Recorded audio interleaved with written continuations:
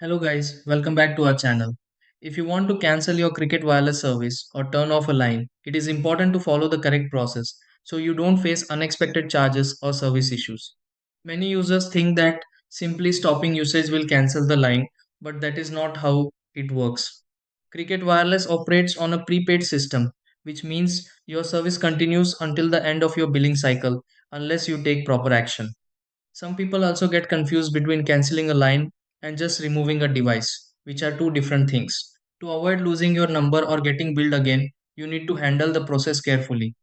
Whether you want to stop one line or the full account, the steps are simple if done correctly. In this video, I will show you step by step how to cancel or turn off a line in Cricket Wireless. Try these.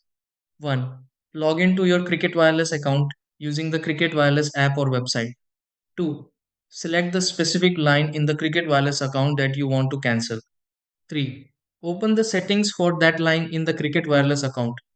4. Contact Cricket Wireless support from your Cricket Wireless account if cancellation option is not visible. 5. Confirm the cancellation request for the Cricket Wireless line through Cricket Wireless. 6. Check the Cricket Wireless account to make sure the Cricket Wireless line is successfully turned off.